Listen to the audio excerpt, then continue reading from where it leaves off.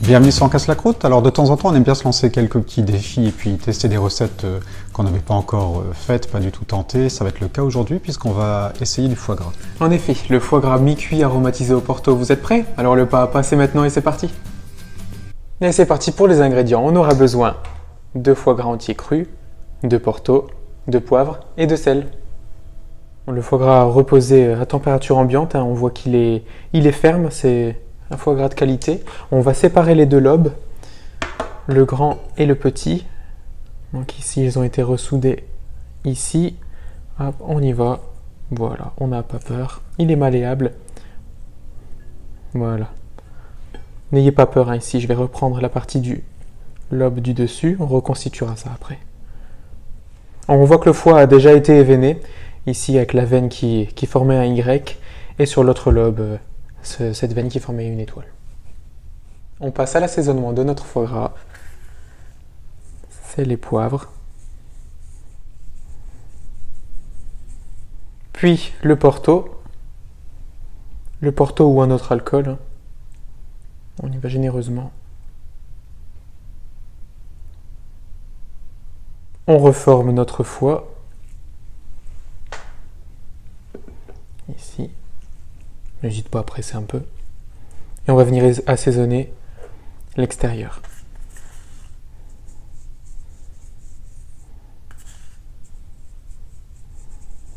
D'un côté, puis de l'autre. Faut pas avoir peur si ça se sépare à ce stade-là, on viendra le serrer dans le film plus tard. Et voilà, maintenant on va filmer ce foie gras et le laisser mariner au frais.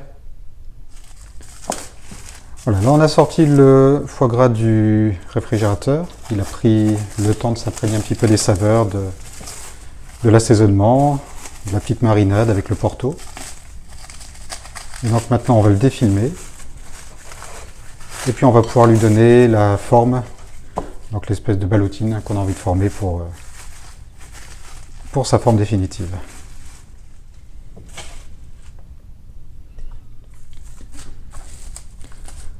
Donc on va lui donner sa forme un petit peu pour commencer, et puis on va bien le couvrir de film ici. Hop. Bien le ramener là, en faisant attention à ce que le film passe par en dessous. Et on va commencer à le rouler.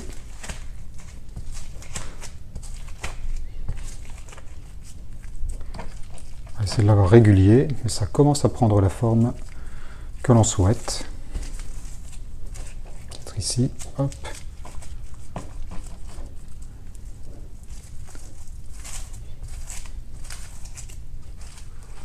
Maintenant, on va prendre une grande longueur de film, ce qui va nous permettre de faire des nœuds.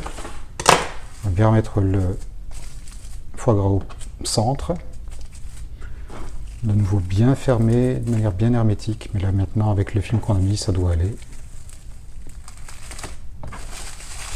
Et on va de nouveau tourner pour former un foie gras plutôt rond, à peu près. Si c'est pas parfaitement rond, c'est pas dramatique. Il y a un côté un petit peu artisanal quand même, mais ça va. Il a une forme qui devient pas mal. Et donc pour terminer, on est venu faire des nœuds pour rendre vraiment l'ensemble bien étanche. Et puis comme on n'est jamais trop prudent, on s'est dit qu'on allait aussi ajouter un petit peu de ficelle, mais ça c'est pas du tout une obligation évidemment. Et maintenant on va passer à la cuisson. Donc là on a une casserole d'eau bouillante. On va couper le feu le temps de mettre le foie gras.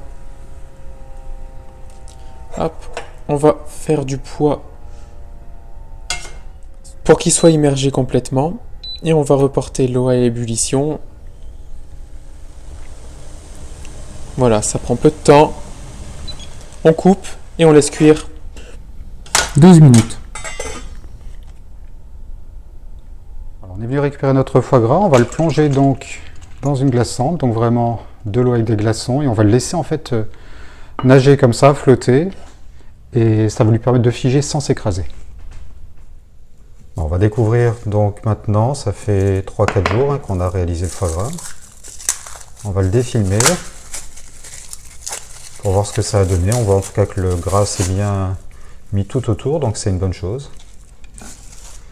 Et puis on va regarder ça. C'est la découverte, hein, évidemment. Pour nous, comme on vous l'a dit, c'est une première. Donc on espère que ça en est bien sorti.